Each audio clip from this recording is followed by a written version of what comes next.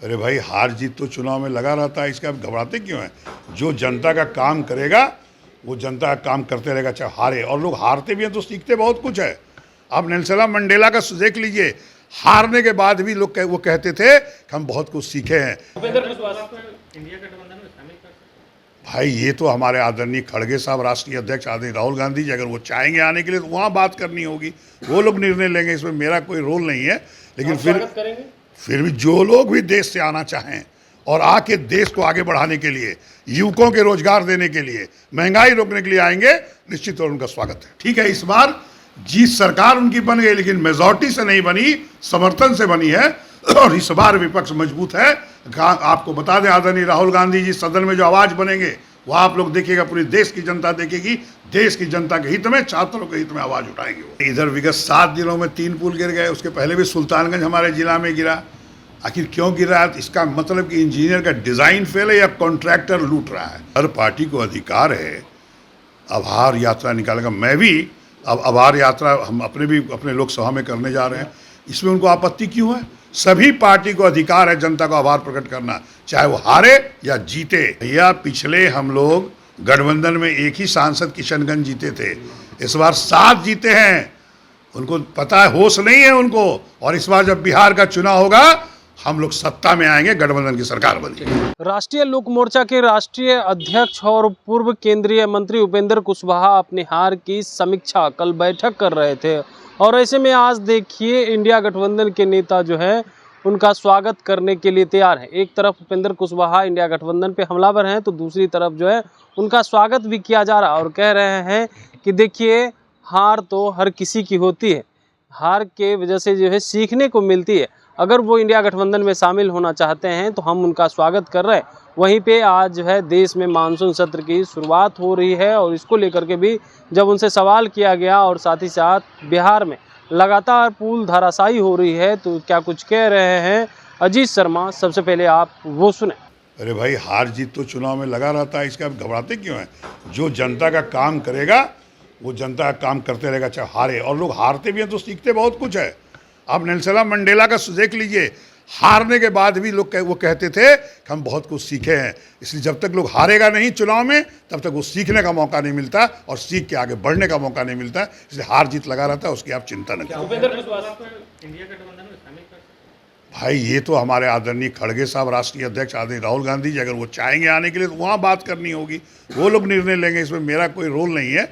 लेकिन फिर भी जो लोग भी देश से आना चाहें और आके देश को आगे बढ़ाने के लिए, युवकों के रोजगार देने के लिए, महंगाई रोकने के लिए आएंगे, निश्चित तौर उनका स्वागत है। नहीं, विपक्ष मजबूत दिख नहीं रहा है। विपक्ष मजबूत है, जनता ने चुना है, इसे दिखना नहीं है। और इस बार बता दें, जो आदरणीय नरेंद्र मोदी प्रधानमंत्री जी जो डिक्टेटरशिप का काम किए हैं, जो झूठ बोले हैं युवकों के साथ कि साहब आप 2 करोड़ युवकों को प्रत्येक वर्ष रोजगार देंगे, 10 वर्ष बीत गए, 20 करोड़ को देना तो नहीं दिए। महंगाई, वो कहते थे कि आदरणीय मनमोहन सिंह को महंगाई का मौत शब्द नहीं आता, जो हमारे प्रधानमंत्री थे। महंगाई आकाश छू रहा है। गैस 400 रुपये थे, आज 1100 हो गए। महिलाएं आज लकड़ी जला रही हैं, गरीब महिलाएं गैस खरीद नहीं पा रही। इसका जवाब तो देना होगा। ठीक है, इस बार जीत सरकार उनकी बन गई, लेकिन मेजॉरिटी से नहीं बनी, समर्थन से बनी है। और इस बार विपक्ष मजबूत है। आपको बता दें, आदरणीय राहुल गांधी जी सदन में जो आवाज बनेंगे वो आप लोग देखिएगा, पूरी देश की जनता देखेगी। देश की जनता के हित में, छात्रों के हित में आवाज उठाएंगे वो। सर, नीट मामले को लेकर के सीबीआई की टीम भी जांच करने आई, यहाँ पर हमला भी हुआ उस पर, क्या लग रहा है इस पूरे मामले को लेकर, कैसे देख रहे हैं? इसका जवाब तो आदरणीय नरेंद्र मोदी से पूछिए कि आप जो यहाँ 10 साल से सरकार में थे, यह नीट परीक्षा में जो पेपर लीक हो रहा था, 70 बार से ऊपर लीक हुआ है। क्यों नहीं आप कार्रवाई कर रहे थे? क्या हो रहा था जब तक मिली भगत नहीं थी? आज जब छात्र आंदोलन सड़क पर करते हैं, अब जांच, तब तक प्रधान जी जो इनके मंत्री हैं वो कहते हैं कि नहीं, कोई गड़बड़ी नहीं है। जब छात्र और आंदोलित होते हैं और जब पता लगता है कहते हैं हाँ गड़बड़ी है, और डायरेक्टर को हटाते भी हैं। और हटाने के बाद क्या हुआ? जब दूध का दूध पानी का पानी हुआ, गड़बड़ियाँ हो रही थी। तार कहीं से भी जुड़ सकता है, हेड तो कौन है? ये केंद्र सरकार के अधीन काम है, उनको देखना था, मंत्री को देखना था, प्रधानमंत्री को देखना था। जनता ही उनसे जवाब पूछ रही है, और आपके माध्यम से हम भी पूछना चाहते हैं, गड़बड़ी कैसे हुई? आप कहते हैं सुशासन की सरकार है, क्यों गड़बड़ी हो रही थी? और खास करके बिहार में भी आपकी सरकार है, जो आप पूछ रहे हैं, आखिर गड़बड़ी कैसे हुई? इसका जवाब आदरणीय नरेंद्र मोदी प्रधानमंत्री को, छात्रों को देना होगा। राष्ट्रीय कार्यकारिणी की जेडीयू की बैठक होने जा रही है, उनको ये तो सब पार्टी अपनी बैठक करती है, हम भी दिल्ली जा रहे हैं आज। तो बैठक तो सबको करना चाहिए और सबका फीडबैक लेना चाहिए कि चुनाव में क्या हुआ, नहीं हुआ, कैसे हुआ, क्या कमियां रही। सभी पार्टियां लेती हैं, हम लोग भी लेते हैं। हम लोग भी खुद लोकसभा लड़े तो हम जितने वर्कर्स थे उनसे पूछे हैं कहाँ कहाँ कमियां रही, क्यों हुआ ऐसा। वो तो बट नेचुरल की मीटिंग होगी, इस मीटिंग तो सब पार्टी करती है। बिहार में लगातार की भेंट चल रहा है। ये तो आश्चर्य है। मैंने इधर विगत 7 दिनों में 3 पुल गिर गए, उसके पहले भी सुल्तानगंज हमारे जिला में गिरा। आखिर क्यों गिरा? इसका मतलब कि इंजीनियर का डिज़ाइन फेल है या कॉन्ट्रैक्टर लूट रहा है। तो आखिर कौन जिम्मेदार है? सरकार जिम्मेदार है। यह तो सरकार से पूछिए ना, आखिर क्यों पुल गिर रहा है, क्यों टेक्निकल फॉल्ट है, क्या इंजीनियर आपका अच्छे नहीं था, इंजीनियर क्यों नहीं लाते हैं? आज जो पहले जो बना हुआ, आज से चले जाइए 40, 50, 100 साल पहले, कहाँ कोई गड़बड़ियाँ थी? इसका मतलब कहीं ना कहीं तकनीकी कमियां हैं या कॉन्ट्रैक्टर लूट है, पदाधिकारी आपके कंट्रोल में सरकार के नहीं है। निश्चित तौर पर इसको जांच होनी चाहिए और जो भी गलती कर रहा है, क्योंकि ये जनता का पैसा बर्बाद हो रहा है, इसलिए जो भी गलती कर रहा है उसको कड़ी से कड़ी कार्रवाई सलाखों के पीछे भेजना चाहिए। 30वीं की सत्ता पक्ष हमलावर हैं, कैसे देख रहे हैं?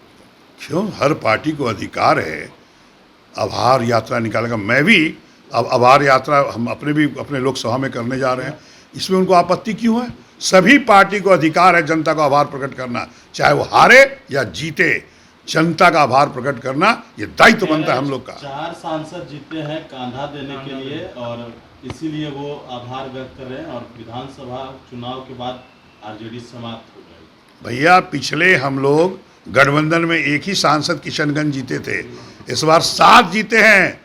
उनको पता है, होश नहीं है उनको। और इस बार जब बिहार का चुनाव होगा हम लोग सत्ता में आएंगे, गठबंधन की सरकार बनेगी। तो आपने सुना उनका कहना है कि देखिए बिहार सरकार जो है भ्रष्टाचार की भेंट चढ़ा रही है। जिस तरीक़ा से बिहार में भ्रष्टाचार बढ़ गया, वहीं सीबीआई पे हमले हो रहे हैं, इसको लेकर के भी खूब बोल रहे हैं कि देखिए किस तरीक़ा से जो है अब अपने ही जो है सरकार में सीबीआई पे हमला करवा रहे हैं और दूसरे के बारे में कहते थे जंगल राज है।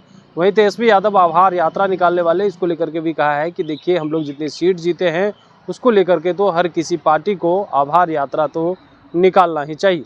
कमलेश कुमार, लाइव बिहार, पटना।